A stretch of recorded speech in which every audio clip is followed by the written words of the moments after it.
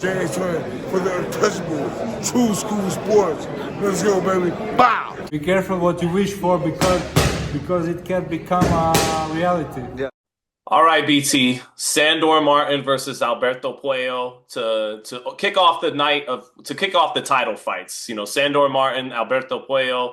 Sandor Martin's been waiting to fight for this title for a minute now. Made some good step aside money. Now he's got to fight Puello, who upset Gary Antoine Russell, who's fighting for the WBA title later on the card. Anyway, who do you got, man? Puello or Martin? I'll let you start first. You are Dominicano, like Alberto Puello is. So yeah, hopefully I don't sound too biased, but no, it's a good fight. You got two really educated southpaws. I think Martin is very reliant upon like that little check right hook. He was throwing it a lot against Teofimo Lopez. Dropped him with it. Dropped him with it. A lot of people thought he won that fight. He beat Mikey Garcia a couple years ago when he was, older and whatnot. Retired him technically. Technically retired him, yeah. But I like Puello in this fight. I think Puello. Funny enough with Puello, Sean, is when you go and you really watch the tape on Puello, I actually do think he is slept on. Like he's very good. Tall, long, rangy, very educated counterpuncher.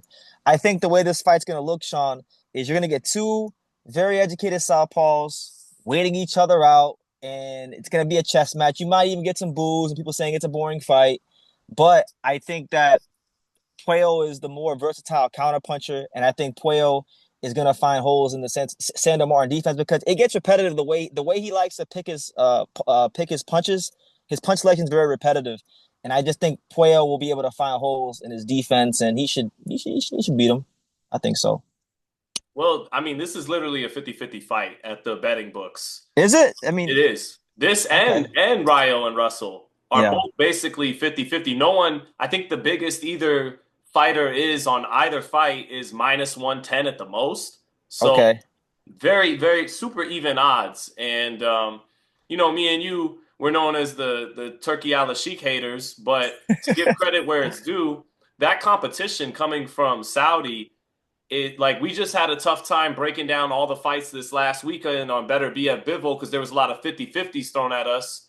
We got a couple 50-50s thrown our way, and that's because competition is a good thing. Competition, makes all the competitors have to breed their best products. So we got a couple of 50-50 ones on this card. Not in the main event, but in this one.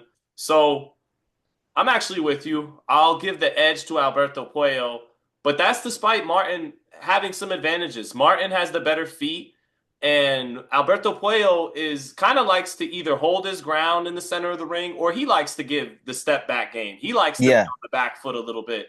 So I don't know. He doesn't have the quicker feet than Sandor Martin, so he's going to have to be the guy that takes the step forward. He's going to have to be more the aggressor than the other way around because Sandor Martin's quickness with his feet is an advantage for him. And Sandor Martin is also the better sniper between both of these guys. When you talk about pot shotting or really placing one or two punches at a time, I think he's a little more crisp and compact than Puello, who's got that tall frame and those long arms that make his shots a little bit less compact than Sandor Martin.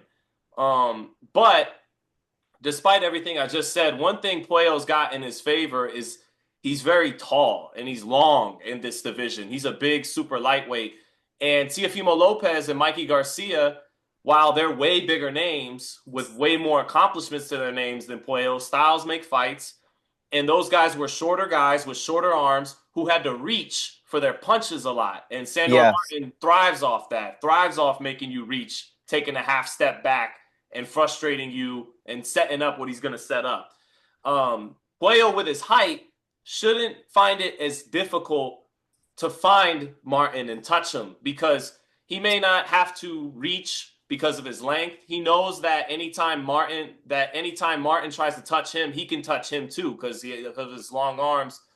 And I think he's the better combination puncher. I gave Martin as being credited as the better sniper, the better pot shot guy. And go ahead, BT. It looks like you got to jump in with something. Puello puts them together better. What's really interesting is that, when Puello fought Gary Anton Russell, I think one of the paths to beat a guy like Puello is you gotta close the gap and go to that body.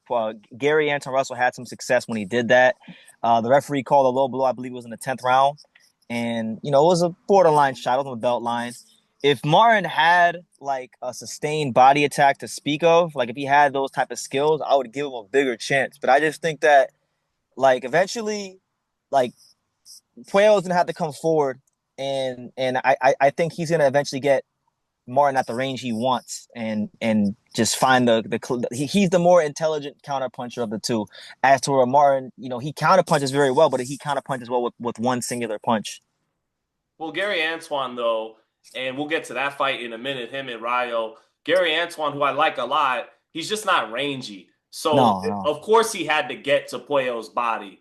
It's conceivable you could beat Puello in a different manner than Gary Antoine went about it if you have different attributes than Gary Antoine. There's a scenario here where because Martin has the quicker feet, that Puello has to get out of his comfort zone, has to come forward more than he really wants to, and he gets counterpunched with those single shots, sniping him in between him trying to run those combinations. That's why it's a 50-50 fight. Martin could definitely be the better guy and take this thing home. He's the bigger name because he's beaten bigger names. Yeah. But I'm with you. I'm with Puello because he's got to make Martin fight a little bit, which isn't easy against a guy with that kind of movement. But ultimately, if he can in the second half of the fight, and he speeds the pace up a little bit, that's going to favor Puello. And I also think Puello may have a little more dog in him in the championship rounds. He'll be the guy with the judges. It's going to be a close fight. It's going to be a competitive fight. And in the home stretch, the judges might favor Puello for taking more of the initiative, for being a little bit more the aggressor and letting his hands go a little bit more. And, that cost Sandor Martin against Teofimo down the stretch of their fight. I'm going to give the edge to Puello. Okay. And I think what also plays well in Puello's favor is the fact that, like, when he lands shots, they're very clean and effective shots. Not Sandor does too, but I just think Puello, like when he fought Gary Anton Russell, if you go and you just read the comment section of YouTube, people that thought he won, the reason they say he won is because he was placing the shots real nicely. He was laying the cleaner, more effective shots, as to where Gary was just pressing the action and was kind of ineffective in spots of the fight. So I think those same things are in play here when he does fight Sandor Martin. All right, so I'll take him by a very competitive decision against Sandor Martin. Wouldn't be surprised if Martin, that's why it's a 50-50 fight, but I will give the edge to Puello. I think he'll outwork him a little bit down the stretch. Might have to come from behind. I think I'm going to pick Puello to win, but I think it's going to be by a controversial decision. I think where it'll Martin feels he got robbed. And we're going to get another one of those really great WWF style promos from him. Remember when he told Tio, he's like, he's a, what did he say? I'm a boxer. And he said, what did he say? I forgot what he said. He's a talker or entertainer or a movie star. He said something about Tio. He was calling him fake, pretty much. And he said, I'm a real fighter. He's fake. I forgot that in the midst of Tio's "Do I Still Got It?" That night. I had to go back and revisit it. But I remember he dropped a really good promo at the end of the fight. He was pissed.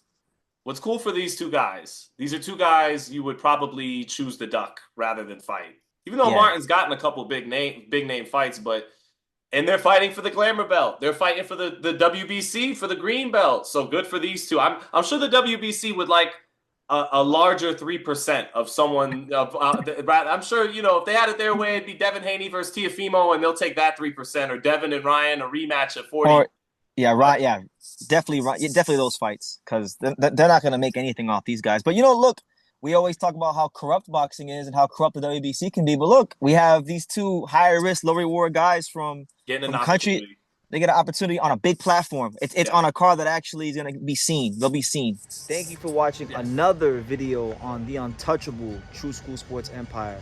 For more great boxing content just like this, make sure you guys click right over here. Keep watching my boy BT put on the best interviews out here.